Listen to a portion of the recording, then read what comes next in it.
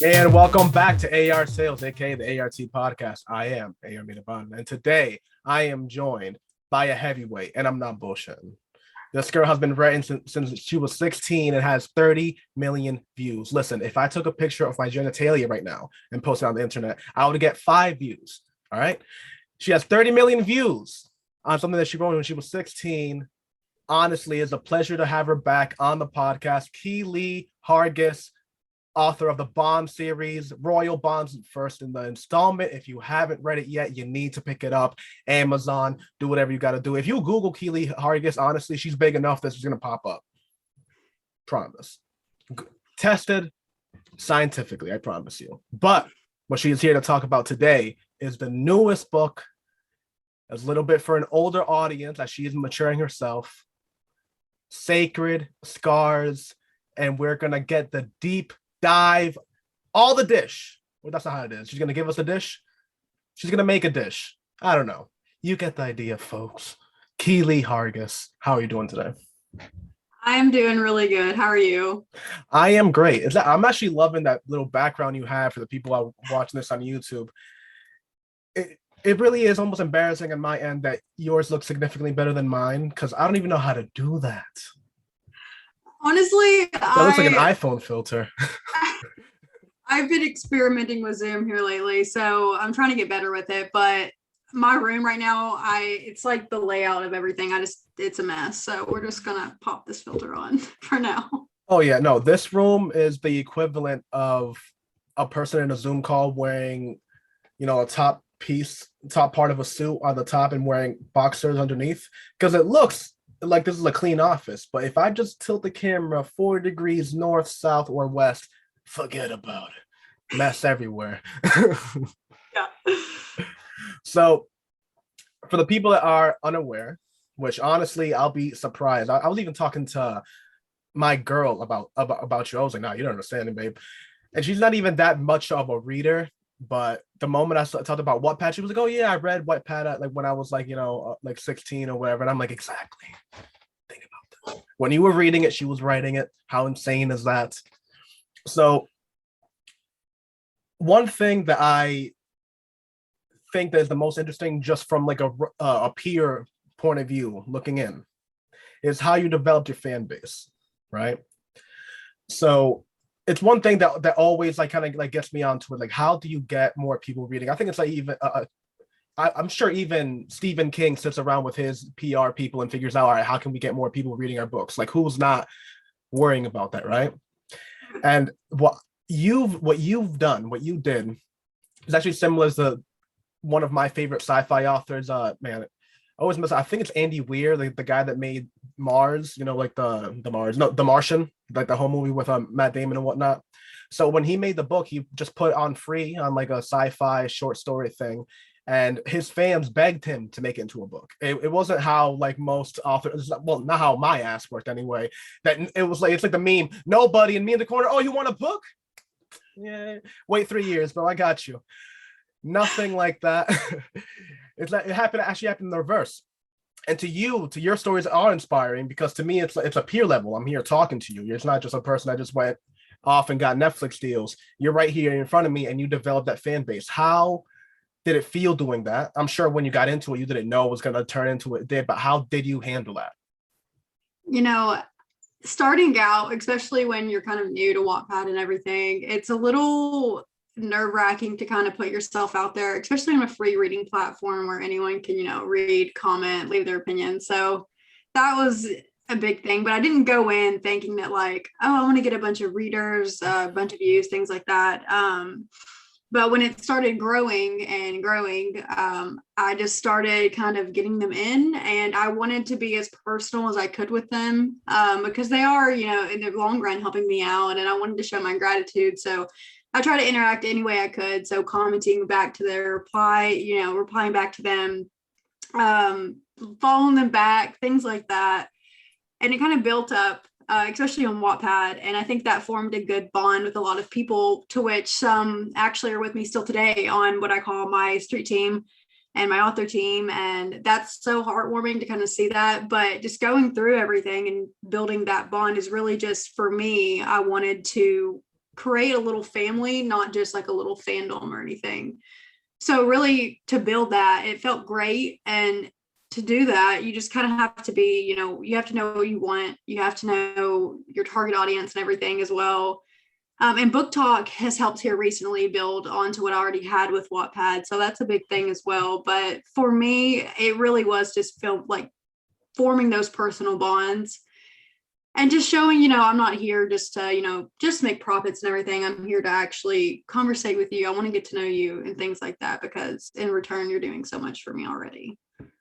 That is phenomenal.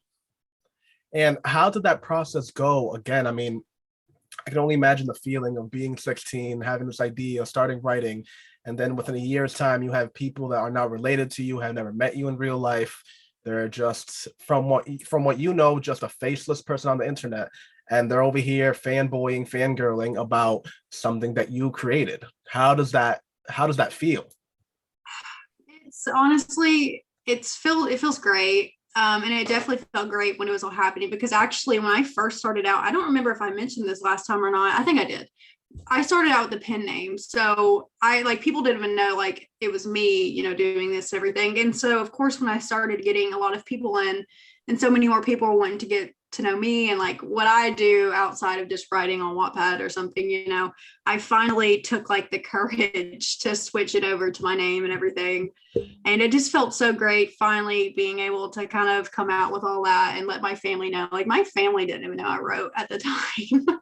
And so until I got invited to work writing for Radish, that I told my mom, and I was like 15, 16. And I was like, I don't know how to put my tax information into this, but like, can you help me out? And she was like, what is this for? And I was like, oh, I got an offer to be a paid writer. And so that kind of went out of proportion and everything, but that's how it all pretty much started. But it feels great. It felt great then, definitely being able to really kind of get out there and put my name out there. And I don't know, it was an amazing feeling. And still to this day, it still feels surreal to me. So Yeah, I mean, especially with how much love that you're getting from that Bond series. I mean, it's crazy. And like, especially like my favorite is there was a post that you posted. Wow.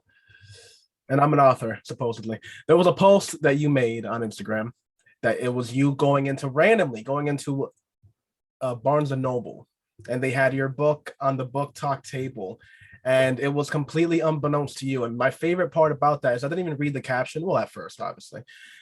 But when I just saw the picture, I was like, she did not know about this, right? Because, and again, I was talking to like my girl about this. I was like, babe, think about like the difference here of like, clout. All right. If I have my book on the table, it's because I called that place up. I begged, I walked in there, I slid a guy $5. We gave each other a wink. I had to go and do some dirt for him afterwards. It was a process. You know what I'm saying? And if I take a picture with it, you best believe I'm dressing up in my nines. All right. I'm dressing up like I'm going to the Oscars. right. But you were there in your sweats like that. It was completely unbeknownst. Like you just showed up one day and it was there. I can only imagine that feeling. It honestly, I just remember, walking in and, of course, when I first got my book in a Barnes and Noble, it was like, hey, is there any way I can get it here to like sign some copies and things like that? And so I think they got a few in, like 4 or 5, and I went and signed them, and they all sold out that day. And so I didn't think that like they were going to get any more in, because, it's just surreal to me, because I thought I was gonna have to like kept asking them to like restock and things like that, but they kept ordering them somehow. And so every now and then, like I would have people send me like, you just bought your book, and I'm like, I didn't even know it was there. And so it's just funny walking in, especially like that day. You can see my face in the picture. My face was so red. I was morally embarrassed. Like it was bad. But yeah, it's surreal kind of walking in and being like, oh, there's my book. Can I sign this real quick? And they're like, yeah, of course. And so at first I was like, this is like so cool that it's like on the Booktok table. Can I get a picture really quickly? And she was like, yeah, do you want it by the table? Like, let's get you with your book at the table. And I was just like, oh God, this is going to be terrible. And it was, but you know what? I still posted it because it was a fun moment for me. I had to. God, I totally feel that. I have like a feel like I have like I don't know what it is, like maybe like a tick. I don't know if that's the right word either, but I hate taking photos. But if it's something like that, oh my God, you would have seen me posing. I would have been there taking seductive photos with my book, like, yeah, right here. What's up, buddy? Yes. Well, Yeah. I feel like we've been teasing this for a while, but let's dive into the meat, right? Before we get into Sacred Scars, for the people that are unaware, can you talk to people a little bit about the Bond series? Because again, out now. Get them. It's 3 books in the series, I believe. No? There's going to be 7, actually. My God, how beautiful. Yeah. So 2 are out now. The 3rd one is hopefully coming end of 2022. That's what it was. I thought that. Oh, it was. Wait, you said September 2022? No, the end of 2022, somewhere around in there. Okay. Because I know last time we thought that you had the 3rd one on the way. I had thought that was like gonna be, but you're starting the whole Secret Scar. Oh my God, the things that you have on your plate, people. Again, you need to look up this author. It's a lot. When you make sure to Google her, Keylee Hargis. It's Keylee, and then Hargis, Hrgis. Google it. It will pop up immediately. Click on the Amazon author page and click on follow so that every time she drops a new installment, something more on Sacred Scars, whatever it is, if she drops a notepad that she made that one day, you got to read that shit. It's going to be worth it. All right. Like Biggie said, if I fart on the record, trust me, it's going to sound good. This is what this woman has for you. Make sure to follow her. But both books are already out now. Get it, Amazon, do whatever you can. But tell a little, give a general synopsis for the series. Yeah, so the Bond series actually starts out with Scarlett Madison, and this is kind of what spurs the whole series and kind of starts at everything. It starts out as this kind of dystopian type feel to it. You have your world where it's dominated by the personal status system. Everyone, you're either in a pack or you're seen as weak. And so it has werewolves, vampires, sirens, all the fun things that you're going to get to learn a little bit new through each book. And Scarlett starts her series off with the royal bond, and she's kind of working her way through dealing with finding her soulmate, who happens to be the king of her nation, which ends up meeting a lot of new people, starting a lot of new things. And it's really just a kind of soulmate werewolf spin to it. And it has a lot of different elements that honestly I did not originally know I was going to have in there until I just kept popping out one book after the other. But it's a very interesting series, and it's one with different point of views each book. So you'll see characters from previous books have their own book. And that's something that I kind of love, because you're getting different point of views, and you'll see some of the similar scenes from previous books, but in a different perspective. And it's just really fun. So if you like stuff with war and vampires and werewolves and all the supernatural things, it's definitely a fun read. It has royalty in it. Like I said, lots of different stuff. But without, getting too far into the Bond series, that's pretty much the gist of it. And since you started the story at like a younger age, I remember we talked about this because I was myself not too inducted in the whole erotica, like classifications and subgenres and everything. But basically, yours is a YA romance, meaning that it gets up to the point, but no sexy stuff. Correct? Mm-hmm. Correct. So just to make sure, that is what is in store. That's the YA stuff. But then the dun. The one we're all here for, Sacred Scars, is the evolution of that. This one is a little more sexy, no? Mm-hmm. So talk a little bit about that. How was it writing something,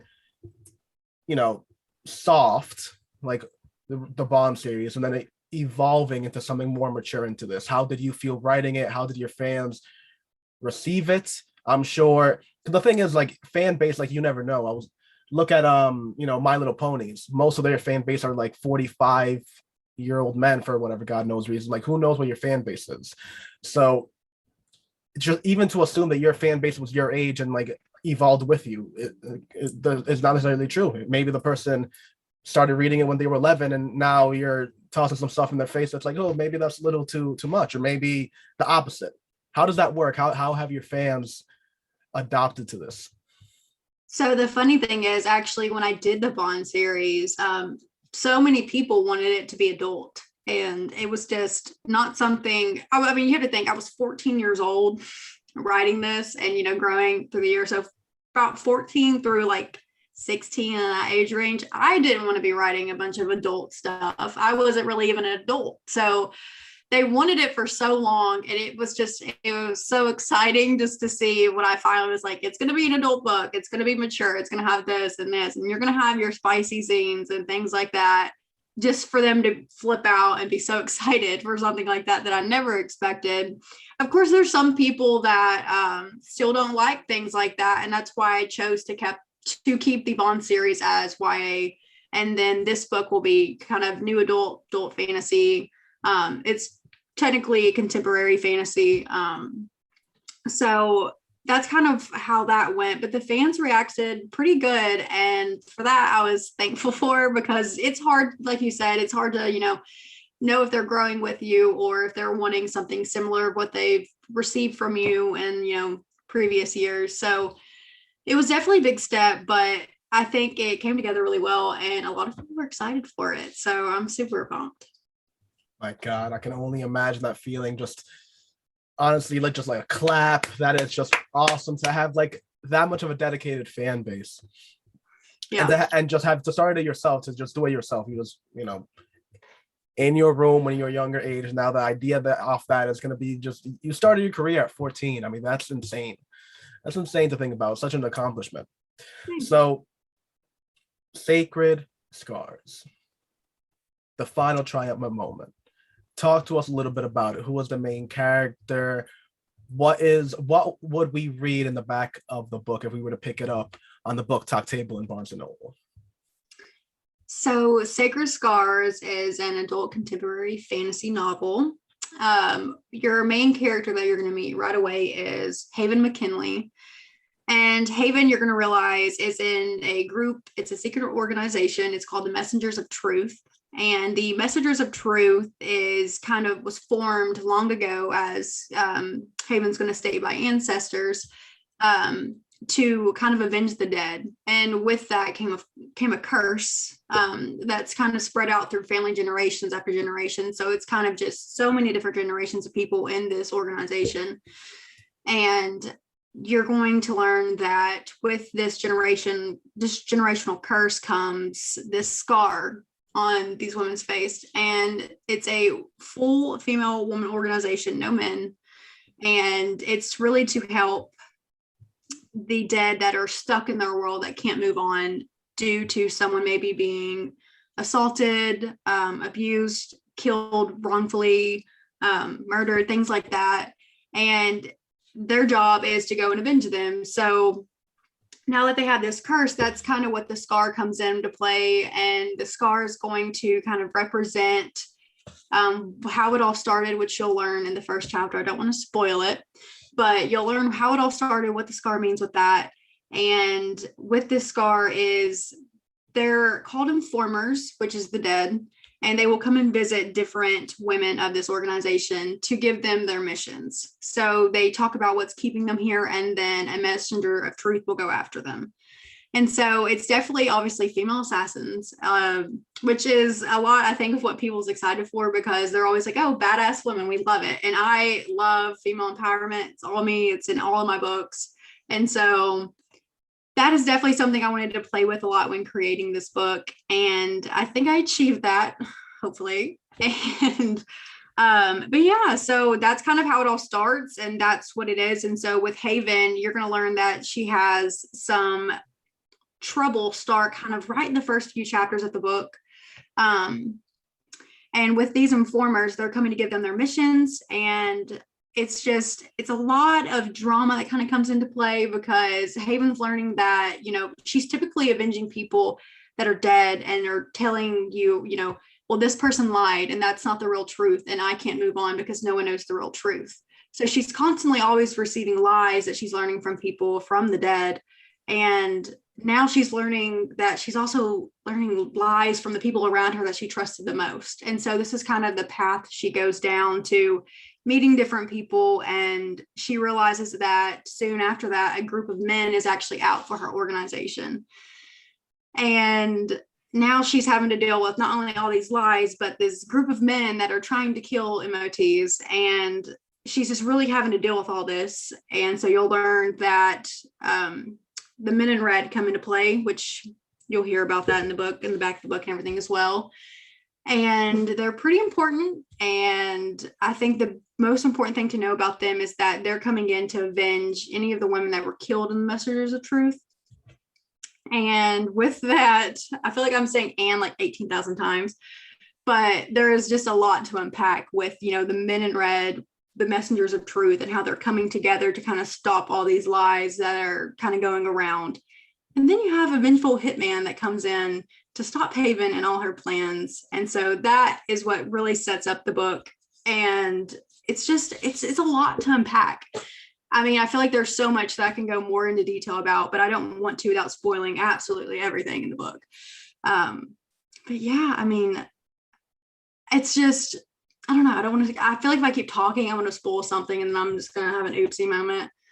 But no, we can leave that for a little bit after recording. I actually have my whip, and before people get on there, no, that's not a sexual term. My work in progress, the book I'm writing right now, actually has something similar to like a league of like female assassins and like that whole like thing. So we'll definitely chat about that at when we're done recording, because I am all over this. I want to hear it. But what immediately came to my mind as you were talking was the challenges that you might face as like writing this like new series, this new book, right?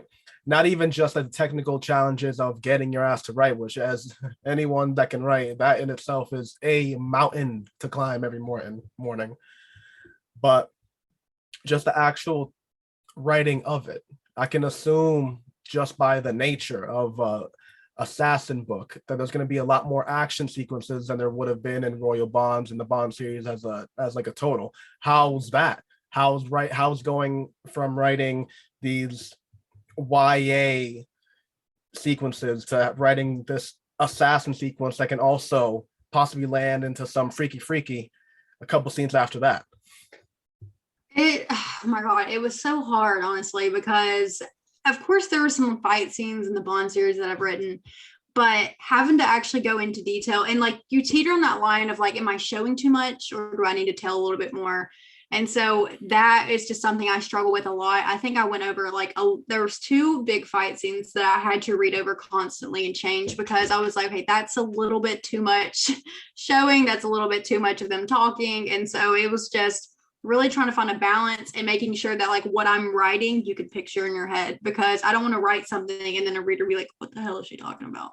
So that's like the big thing with me. I wanted to make sure that pretty much it all balanced out to where you can understand it, but also not looking like an idiot that I don't know how to write fight scenes. But I had to do a lot of research too and everything, because I don't know how to, you know, fight with daggers and swords and things like this. And so all of that coming into play was a lot more than I thought that I would have to be doing research over. And the FBI is definitely, I'm on their list. You know what? It's actually funny. We must be like, our minds must be melding, because I promise you, the moment you started talking about that, it just went. That's what I had in my queued in my head. I'm like, yeah, the research easily has to be my favorite part of that whole process, like the things that you look up. And the thing is, I mean, we've all seen the posts of the obvious ones of like, you know, it's like, oh, how to murder a person with a blunt weapon.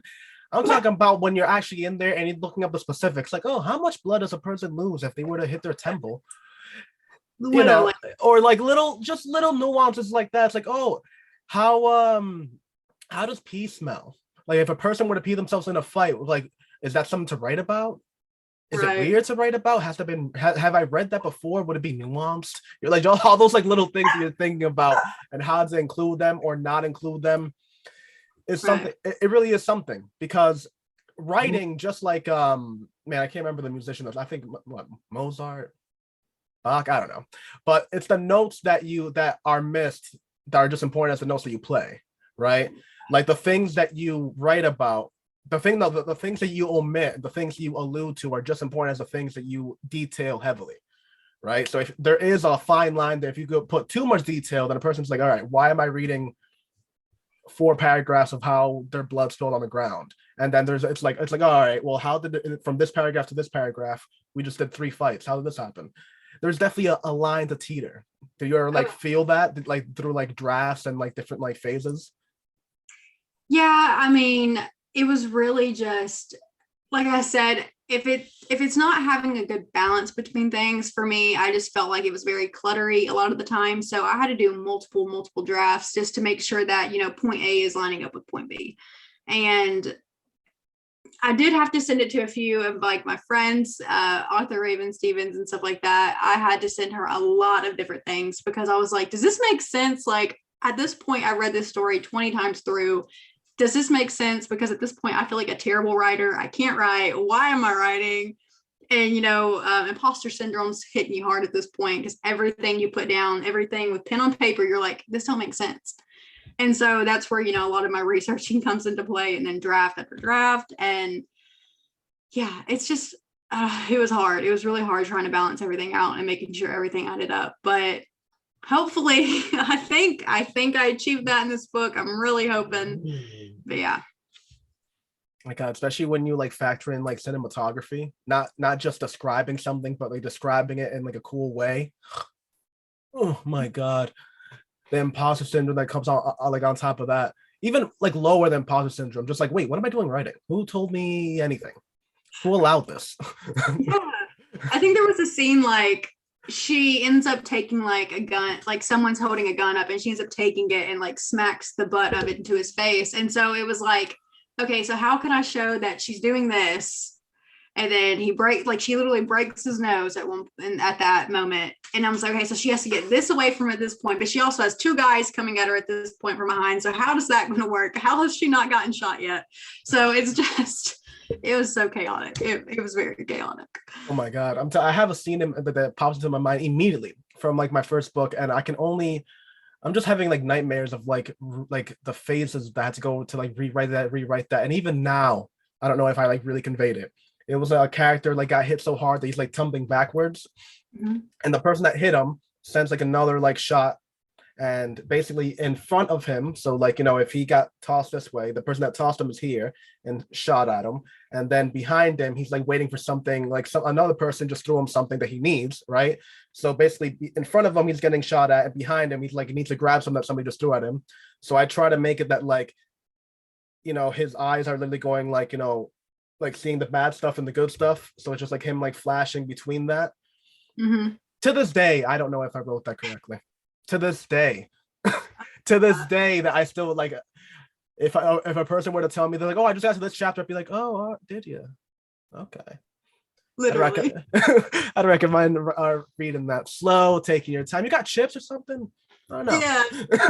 It's over. It'll make sense eventually. Yeah, maybe take a pause, have like 3-4 bottles of wine, just skip over the scene in general, get in there. But I think that's like the reason I asked the question. I think that's one of the most fascinating things, especially from like a writer point of view, is the actual techniques of it. Just about anybody can sit back with a little imagination and create a scene, but it's like how you describe that scene. It's like putting yourself in that scene, like, all right, how am I actually gonna depict what I want my characters to do, and do it in a way that hasn't been seen 1,008 times, especially with the entertainment that we have nowadays. I mean, we have seen so many things, and everything is such a derivative of another thing that if you even go in a way of a trope, most people's brain will be like, oh yeah, killer is going to be this person in 5 minutes, this will happen, 10 minutes, this is going to happen. It's hard not to do that nowadays with how much entertainment we have. So it really is something. Yeah. And I think it's funny how you said having to actually like put yourself in the shoes and like in the shoes of the person in the scene, because my friend author Raven Stevens, she cracks me up because she keeps a fork on her desk when writing fighting scenes, and it makes me laugh because like I'll have like a pin or something, I'm trying to like imagine it as like a dagger, and I'm like, okay, well, like you can kind of like stab that way or something, and she literally keeps a fork so she can practice and know what to write and how to write it. And I just think that's so funny. that authors, like so many different authors have that like one little thing of like, this is how I have to picture it to write it correctly. So I love that. Oh my God. I think that's like one of the funniest things that authors always talk about. Well, I guess it is how your brain works too, right? But authors always talk about like the research, meaning like Google. I'm always more fascinated on the non-Google researching. I mean, I remember when I started writing the book that I'll talk to you about later, like the book 2 of like the series. I remember I hit a wall right in chapter 1 because I like the book was going to be like centered around like martial arts, and I realized that even though like I might have known like a little bit, I didn't know martial. So I remember no bullshit, I started kickboxing classes just so I can understand better, right? Yeah. Because not only was I writing for my character that was learning martial arts, I was writing the mentor of that person. So how am me, a person that never took martial arts, can be able to effectively demonstrate that? I can only watch so many Joe Rogan videos, people. All right, I gotta actually go out there and learn how to throw a proper kick, a proper punch in order for me to write about it. And I think that is fascinating. I mean, just the length you have to learn. I mean, I can only imagine like your friend sitting there and like she hits like that stumble, like, picks up the fork. Is it this way or this way? Should I stab him like this, or is this more effective? One of these? Look, and her parents are looking in there like, wait, is she practicing how to use a shake weight? What is she doing? What Literally. is she doing in there? Eating imaginary food? It was hilarious. Something about with her husband or something walking in, and she's just like, "Get out, don't look." It's just it's just funny because I know how I am, and like my roommates or something walk in, and I'm just like mid pause, like, "Get out." I got to practice this, things like that. So I always love hearing stories like that from authors because so entertaining. I feel like someone just needs to do like a video of like a collab of like different little authors putting their thing of like, yeah, this is what I do, or taking kickboxing classes and things like that. And it's so interesting to me. I know. I mean, again, just like the Google searches, I guess like, and I mean, what's even funnier, this would be a good video too. It's like how they vary on genre, right? Because if you have a person doing murder, we don't even have to do that. We've seen those memes 1,000 times, like Google search history. It's like how to stab somebody, what type of poison is the most effective? Is this poison odorless? Is this poison colorless? All the different things, right? I remember for mine, since mine was a little more sci-fi based, everything looked like I was trying to cheat for a physics test. Everything. Every Google thing I had, it was like, oh, if this force met this force, would this happen? And Google just turns up. It's like, dude, what? Who would have that answer? Do the math yourself, fucko. What are you talking about? Like, that's not a physics question that the information isn't just always available. Right.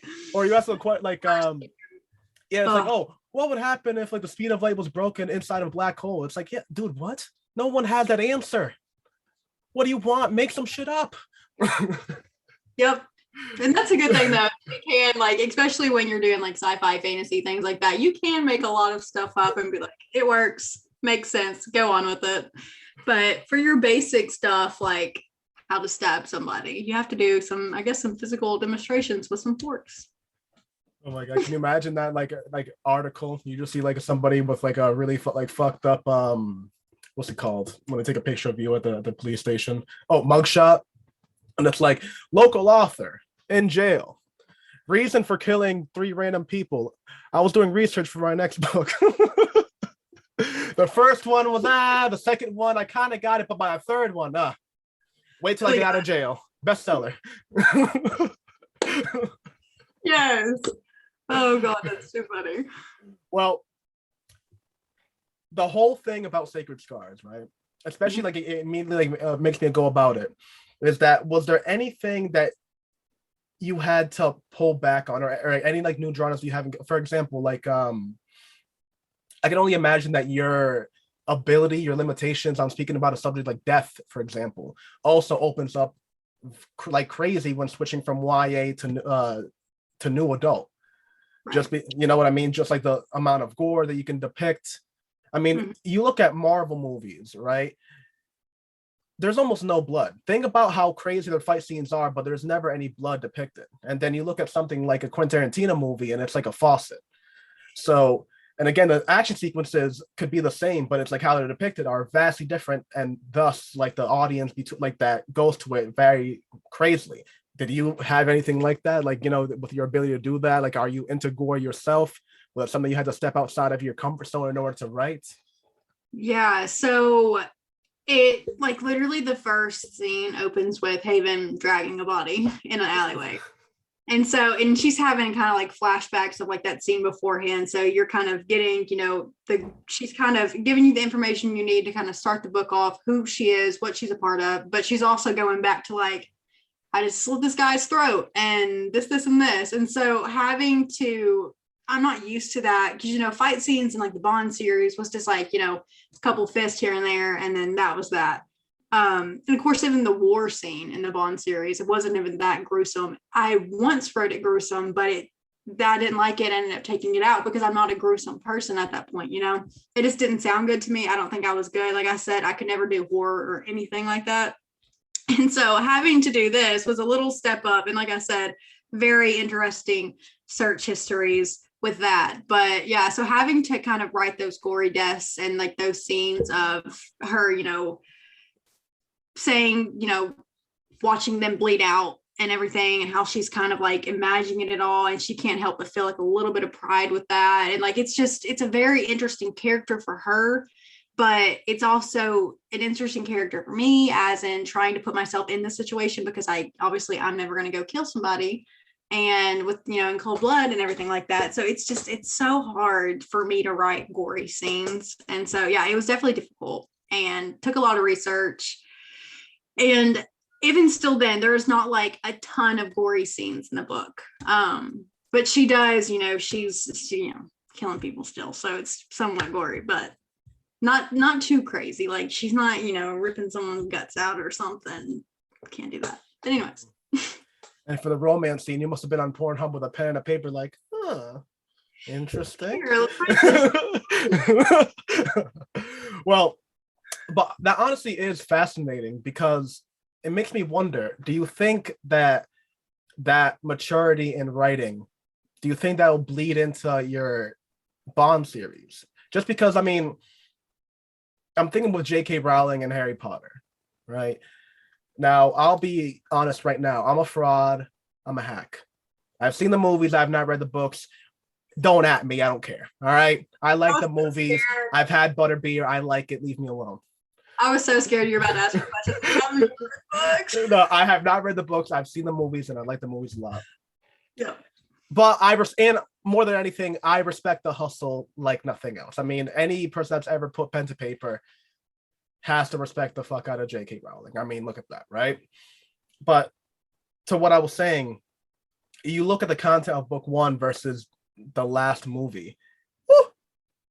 Woo! The scariest thing that happens in book 1 is that you find out Voldemort is in like, like the back of Kanye's head that has just like a lot of fat on it. That's basically what Voldemort was. That's basically what Voldemort was. That was the scariest thing of like book 1. And then book 7, people are dying. That's real. People are dying. It's real stuff. Even by book 3, I remember I read like this awesome like article. The person that took a picture of the book of like how some major a character died in book 3. I can't remember which one. And the way she wrote it, like the death literally happened in 3 sentences. And what the people were arguing about was, did she leave too much out? Like, was it just like poorly written? Because like she literally just went like, oh, he died out. What can you do? Or were they like really lamenting on it? Because there were some people that were saying that like, she literally just took a death scene and like knocked it out in like 2 sentences. And there were other people saying it's like, no, it was written from the point of view of the character. Because it was literally him just being like, oh shit, he died. And like that shock that overcomes you when like something like that crazy just like happens, and it just happens so immediately. And that was the significance of it, that you expect this whole like insane death scene, but just like in life, sometimes you just died. What can you do? Right. Agreed. And then again, just like that maturity, how like do you think that bleed into your book? Do you think that just in continuing to write Sacred Scars, do you think book 5 or 6 in the Bond series will have a little bit more of a PG-13 feel to it? Yeah, so I definitely do think, because there's a lot of trouble coming in book 3 of the Bond series. Lots of stuff coming.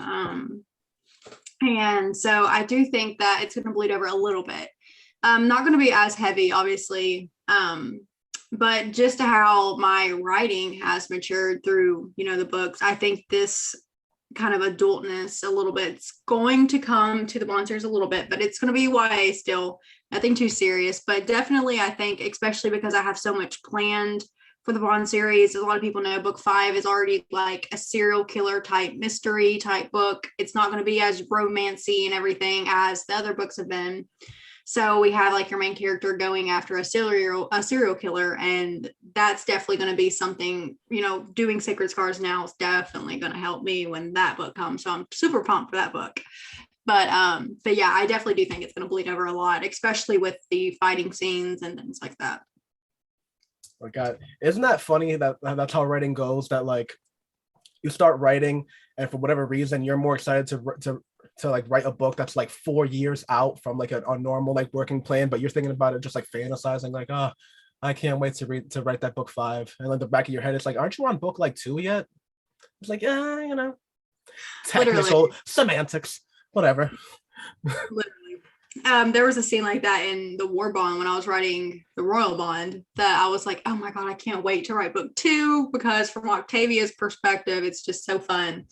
And so there's so many different books that I'm like, I can't wait to write this scene for that one. Can't wait for this. And then of course you're stuck with, I'm stuck with these 2 right now. And I'm like, honestly, I don't feel like writing these because I want to do so much more, but it's one day at a time. Well, and this is just like I guess like a little bit more for me, just like my like how like my interest goes, like especially like from like an author point of view, right?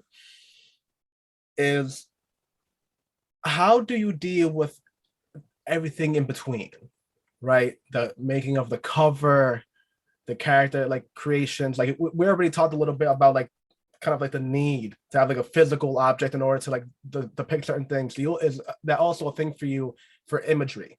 When it comes to world building, when it comes to character creation, is actually having an image, actually having a graphic of the character, does that help you in actually imagining and creating the world and creating the character? Absolutely. I think when I originally started writing Sacred Scars, I went ahead and kind of got like what is the word? Aesthetic for it. Aesthetic, yeah. Instead of like paste it together and everything, just so I know that like, okay, we're gonna have like this dark, gloomy type book, and obviously it needs to have this, and this. So I was like searching up again, back to search histories, searching up pictures of like hitman in suit, assassin with blade, like things like that, just so I can kind of pick little things out.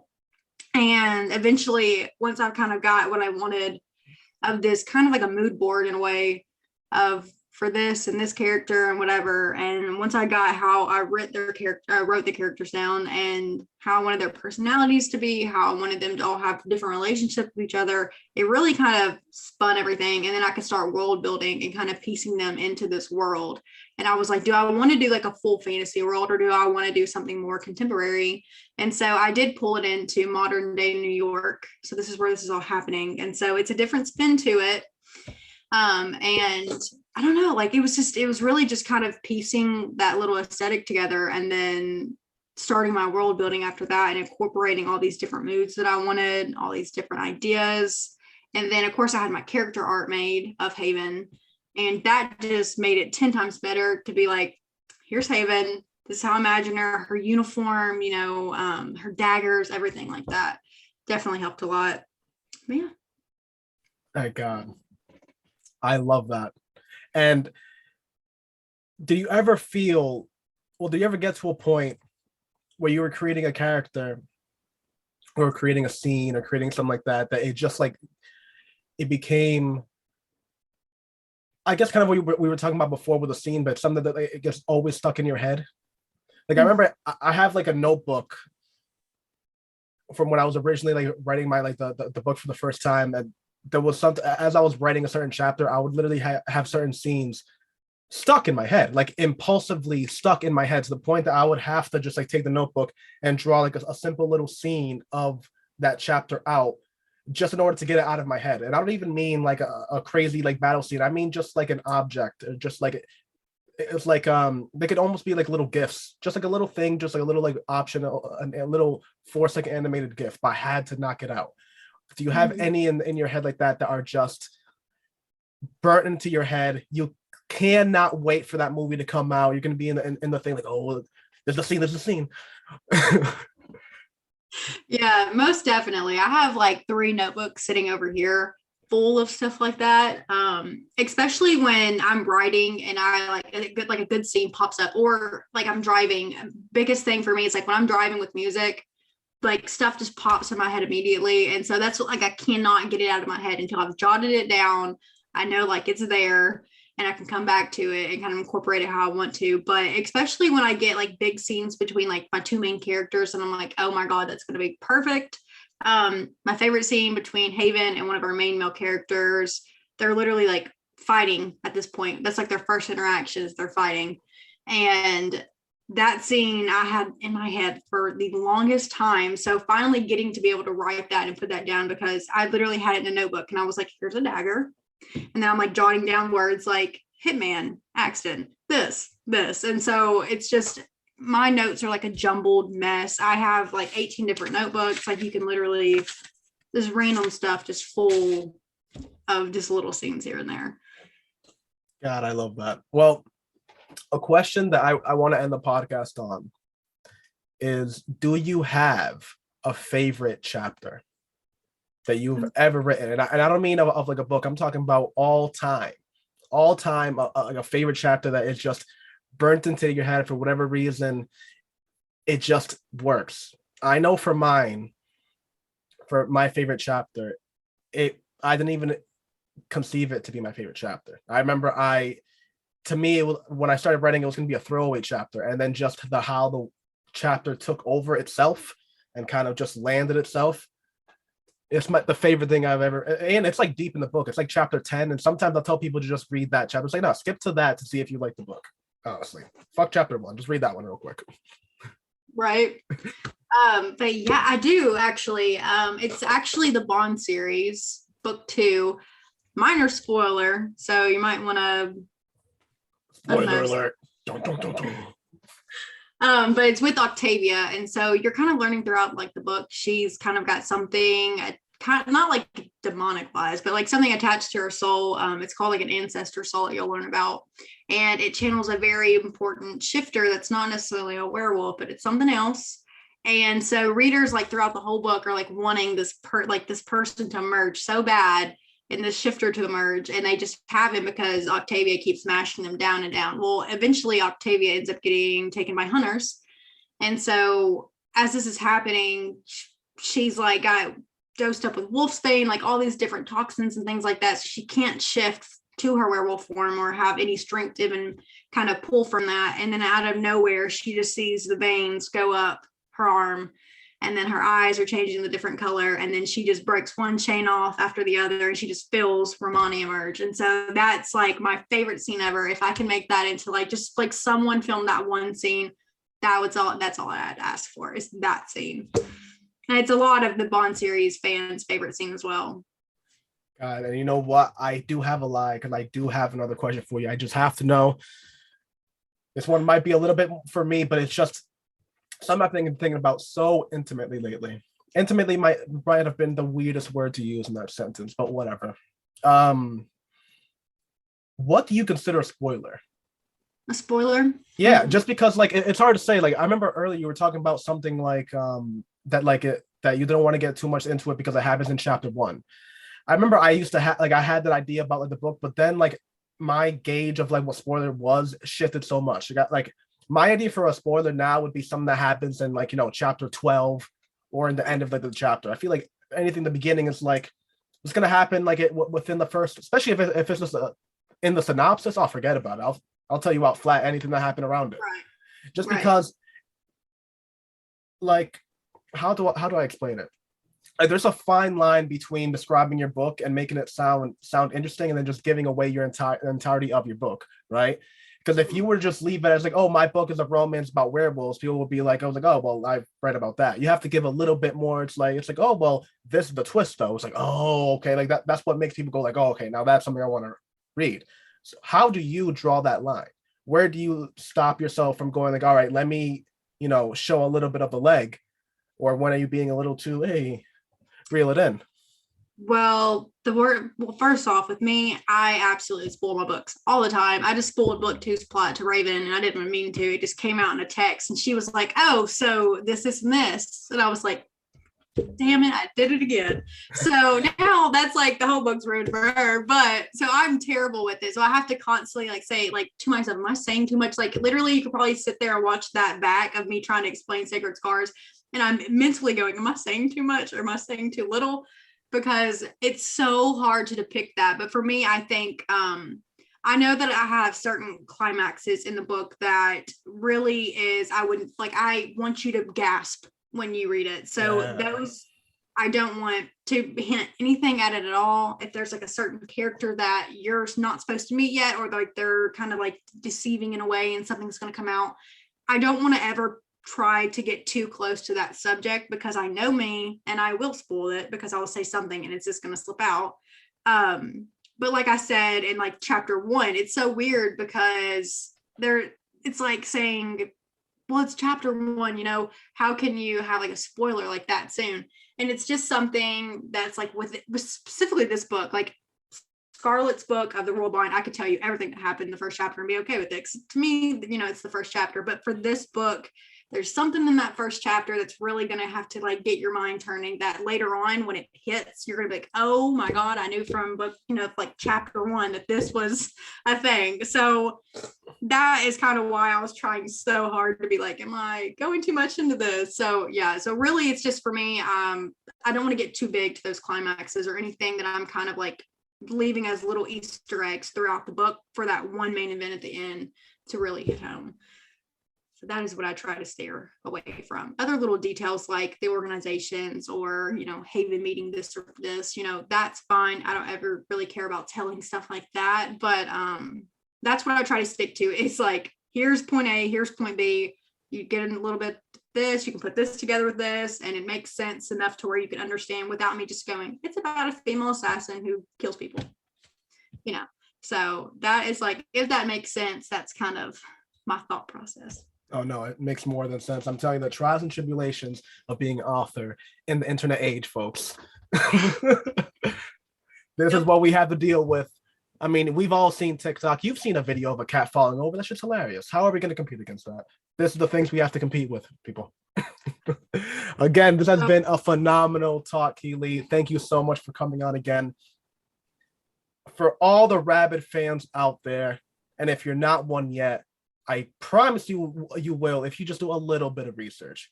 You hop on her Instagram, you reach out to her, you do whatever you got to do. And the coolest thing about it is she said it herself.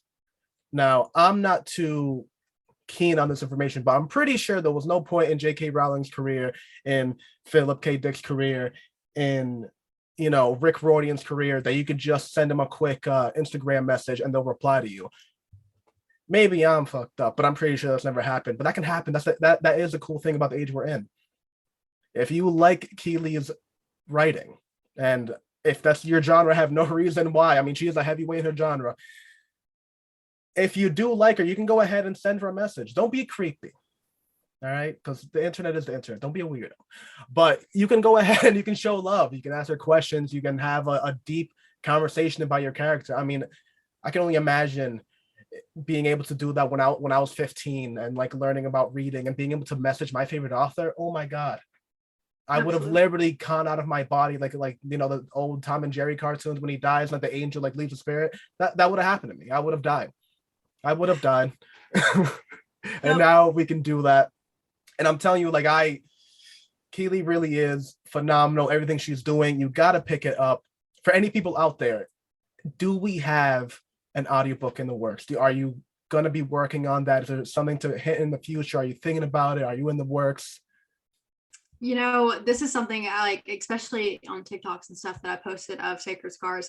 It was Kindle Unlimited. Everyone wanted audiobooks and they wanted hardbacks. So I have completed Kindle Unlimited. I have done the hardbacks.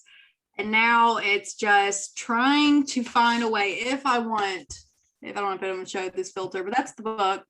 if I want to put that into an audiobook, and I've thought about it. And so I am thinking about doing one for Sacred Scars. I've been thinking about the Bond series as well. It's just depending on, I have so much stuff on my plate right now. Sacred Scars is actually getting a live action book trailer. So we start filming that soon. And that's pretty exciting. So that's like taking up a lot of my time right now. I'm also a full-time college student still. So that takes up half my time as well. So an audiobook is something I think will be super fun, but I don't know how quick it would be out. But I do think I would want to do one for Sacred Scars and that whole series. Again, A.R.'s Tales with the first scoops. I'm telling you, I'm gonna put a huge E on like the corner over here, so I can be like, oh God, heard it here first. Boom, boom, boom. And have like a soundboard, like a DJ. But again, that is phenomenal. I will definitely be hawking that. I'm not even personally an audiobook person, but it is such a crazy thing in the industry. I mean, there are certain people that just vouch for it. That's all they read. That's the only way they take in book form content. Yep. Audiobooks, which is like, again, that is just phenomenal. Like however you got to do it, you do it. However you're reading, cool. It's only good for us, right? The industry as a whole. So again, right. Thank you so much for coming on. For people that are listening and are watching us on YouTube, can you give your links, your Instagram, website, anything you want to promote? If you have any author friends, any beta readers you want to give a shout out to, this is the time. Whatever you can promote away. My Instagram is Keylee Hargis _author. You can find me on TikTok. I do a lot of funny videos for all my series on there, and that is author.KeyleeHargis. I have Twitter at Keylee Hargis. I'm not on it much at all, to be honest. And then author Keylee Hargis on Facebook. You can find my website, which is KeyleeHargisOfficial.com. But yeah, I mean, that's all my socials. Shout out wise, I would love to shout out author Rabid Stevens, Team Hargis. They've all been so great with this whole journey of mine and helping me with Sacred Scars and helping me promote it.